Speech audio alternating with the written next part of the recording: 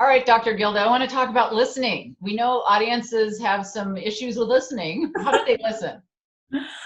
The average speaker can speak at 250 words a minute. Now that sounds like a lot.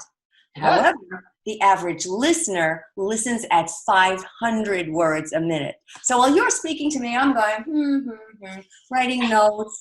My I'm mind is more interesting than that. well, there goes all your words, all your presentation. And then after they are sitting there, they only process 25% of what you said. So much for all the words you prepared. And then they only remember 10% of everything. That So was cut everything out then because they can't listen? I mean, what do well, we do? but that's a very interesting question because they don't listen on this kind of a plane. Mhm. What they do is drop in and out and in and out and in and out, and you have to grab them when they are in. This is the reason when somebody comes to me and says, "Oh, I am so nervous. I'm so," and you know what? It's not the average Joe who's just so nervous all the time.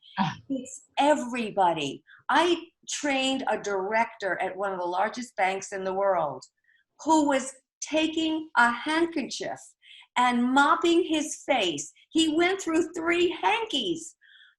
I mean, he was so worried that I was going to say, when you say this, I want you to raise your hand and do some kind of robot thing. I said, Uh-huh. no, that's not what this is all about. We Yeah. are going to take your natural ability and we're going to scoop it out and deliver it in the most potent way you possibly can get it out. But this is all your natural ability, not mine. Yeah, but you mentioned that you want to catch them as they're in. They're up and down and up and how You do want to you catch me? know? How do you know when to do that? That's exactly it. So if you're so worried, oh, I'm so nervous, I'm so nervous, you are not paying attention to the audience who is supposed to be listening to you. You know when they are turned off. You know Uh-huh. when their heads are down. You Yeah. know when they're talking to their buddy. You Uh-huh. know. You always know. And then even though you prepared something that's so fabulous, you think, you have to change gears. This is what daytime talk shows taught me. Yeah. I was fully prepared with my questions. We got pre-interviews about the people and their problems and things that needed to be done. Then all of a sudden, somebody freaks out on the stage and you are there. And there was one time that even though I prepared all my sound bites, I couldn't use them. This one person just broke down. I ended up hugging her and holding her throughout the entire show. And it Oh. was one of the best shows that ever happened. But so this is what you have to recognize. We are able to process information at least double the amount of time that anybody is able to talk. But when you're talking about that, looking at your audience and knowing how to adjust accordingly, in the radio, you don't have that because you can't see No, them. you But don't. when you're in person, and you and I both speak a lot, and it's something that I think is interesting now with technology because a lot of people are looking at their phone, but some of them are tweeting what you're saying.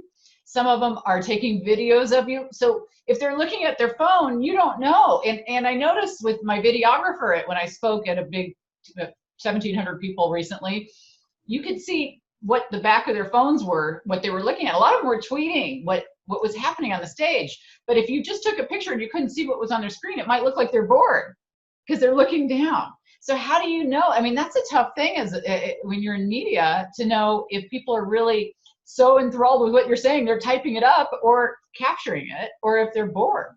This is why I believe, like Roger Ailes taught me in his book, You Are the Message.